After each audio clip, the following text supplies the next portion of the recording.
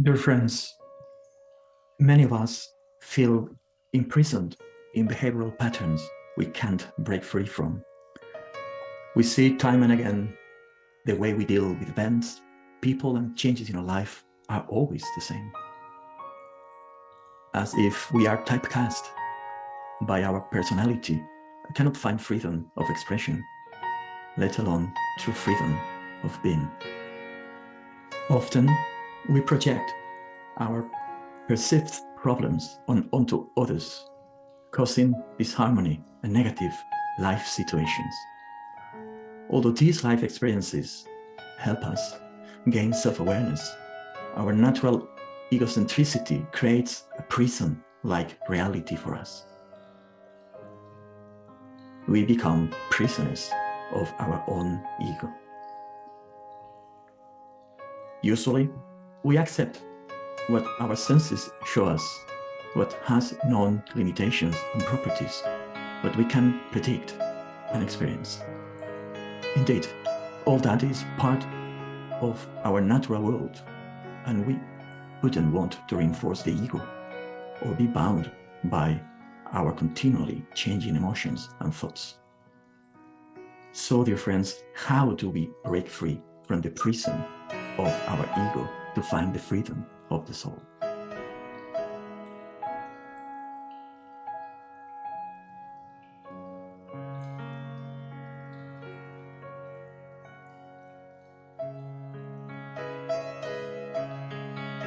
Firstly, we must recognize that we are our physical body, thoughts, and emotions. Our natural soul state is governed by more than just these denser, as always, as the more subtle aspects, those of the internal soul fluids, our blood, kundalini, nerves, secretion glands, and consciousness. In the Golden Rosy Cross, we see that our being is just a holder of our true self, our divine potential. Everyone has within themselves a natural soul that enlivens and animates their four lower bodies. But also they have the dormant remnant of a spirit soul known as the spirit spark, or the rose of the heart, that vibrates on a higher level than our natural being of this world of matter. Then we can understand that everything of this nature, the land, sea, and air, of all their inhabitants, including the unseen forces that control them, such as chemical bonds and gravity, are all part of the temporary world known as the fourth dimensional realm of time and space. They are bound to change and will diminish over time, as included. Therefore, we should not try to fix the world by holding on to some point in time that should be fluid, or by persisting with our own perspectives. For those that long for a living spiritual reality in their lives, by living without selfishness, egocentricity, and its resulting suffering, they can go through a process of reconnection to that inner spirit spark and become aware of the unity of all and everything through the eyes of the soul. After all, dear friends, as John Donne stated, no man is an island entire of itself. If you want to change the world, start with yourself. The desire to change starts when the soul slowly becomes aware of the existence of two states of being within ourselves. Our natural soul, which is mortal, and that of the true inner being, a new soul, which is immortal. So in those words of Mahatma Gandhi, if you want to change the world, then start with yourself.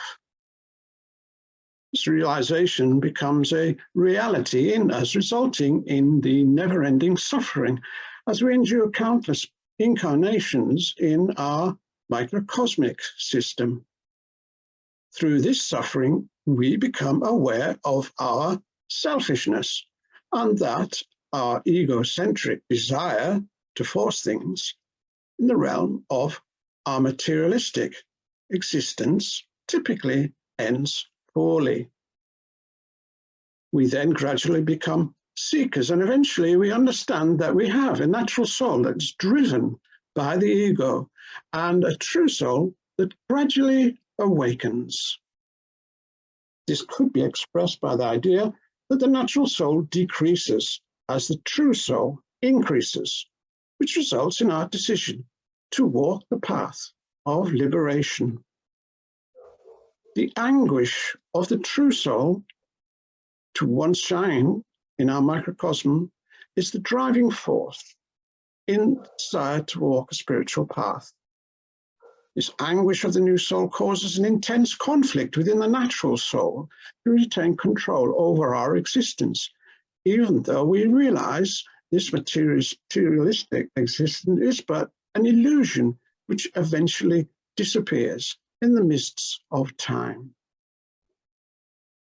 When the Christ radiation, the gnosis, enters the heart and is continually attracted by a sincere yearning for salvation, it will begin to circulate throughout the body by way of the blood. When the candidate perseveres with this process, it becomes possible to overthrow the karmic and hereditary influences inherent in our blood. By freeing our true soul in this way, we can also help free the wider natural world and at the same time allow the true soul to unfold within ourselves. The concept of growing a new soul is probably very foreign to many of us. But as we have introduced to you, our present natural soul is born from and is completely attuned to the vibrations of our nature order, and therefore its laws. By this, we mean the law of birth, growth to maturity, decline, and eventual death. The laws of impermanence, transience, and mortality. And because these laws are intrinsic to the quality and characteristics of our natural soul, and our consciousness is an expression of our soul, then these same laws of limitation apply to our consciousness. As wonderful and praiseworthy as our consciousness may be, still it is held within the limitations of this nature order, and therefore within the laws of imperfection, speculation, and even ignorance, and therefore in its current state cannot be the tool that can raise us to a higher level. This is also the reason why in the philosophy of the Rosy Cross, we speak of the divine element within, the rose of the heart, as being the starting point for any true spiritual activity. It is because this divine spark of the spirit is in its own essence complete, whole, perfect, and therefore can potentially irradiate our being with its own perfection, which in turn will impact our consciousness. In the Bible, we have read, "Do not put new wine into old wineskins."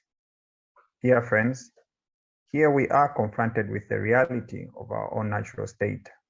Our present soul state is not fit for a connection with the spirit. We must first develop a new vessel, a new soul that is pure and clean, and of substance not tainted with the vibrations of this nature. If we are to seek to be connected with the higher spiritual values, such as freedom, unity, and love, then we must also possess a soul body that can express these values as a state of being, as values that come from within itself and not values that the soul decides to adopt. And as we have come to understand, Our soul state is projected as our state of consciousness, and our state of consciousness is reflected by our state of life. Therefore, if we wish to escape the prison, the imperfections of our current state of life, and lift our consciousness to a higher level, then we must begin by changing our state of soul, by developing a new soul state. The original soul is meant to mediate, like a bridge, to connect body and spirit. The soul, this mediator between body and spirit, can be restored. The essence of this ether form resides in the top right heart chamber and is a spirit spark, a divine atom. It is the primordial atom that will be the source of the birth of new mankind. And freedom is only possible with the birth of this new soul. The natural soul is bound to earth and therefore a prisoner of the limitations of this world. So, how is this rebirth achieved? A candidate isn't expected to work on their personality. Unlike some paths where the personality is shifted or is trying to be shifted from a negative trait to the positive, in our school, we are seeking to let go of the personality altogether. In this transmutation, we aim to achieve a oneness with the greater aspect that is asleep within all of us. The School of the Golden Rosy Cross follows the five-fold Gnostic path, where insight is the first step. This means that a certain amount of study is in order. The seeker must learn the true nature of the world to which he or she has been bound for thousands upon thousands of years. If our insight then is deep enough so that we recognize this longing that drives us to seek, that which we do not have, then we eventually come to understand what the masters throughout history have taught us. We must start this path in non-being, in creating a space within, through a life of non-reaction, of emptying, of silence. This is an inner path of detachment from the delusions of this world, and more importantly, from the delusions of our own nature, of our own self. And we will find that it involves refraining from such behaviors such as judging others, from criticism, and inwardly placing the spiritual as central to all our motivations. We should enter the path of self-effacement, self-sacrifice, where doing unto others as you would have them do unto you. We thus stop reacting to everything that moves within us, and in inner silence, observe ourselves objectively, evaluating whether we are truly free. We must find this stillness within our hearts, freed from the emotions of acting and reacting, of being for or against anything, of being swayed between the poles of positive and negative, and by not reacting, creating the inner space for the divine light to find fertile ground within us. Hence, we move from insight to longing, to non-being or self-surrender through the threefold transformation of our head, heart, and actions. And through this change, we can begin to express ourselves in a completely new way. We begin to harmoniously live out of a new soul reality. Be still in inner peace. Today we share the introductory presentation to our latest public talk. Every month, we explore a different aspect of the universal wisdom through a series of weekly webinars on Zoom. For more information about our events, follow the links in the written description below. If you wish to support us in reaching more people, like our posts, rate us with 5 stars on iTunes, leave a positive comment where you can, or share our content on your social media.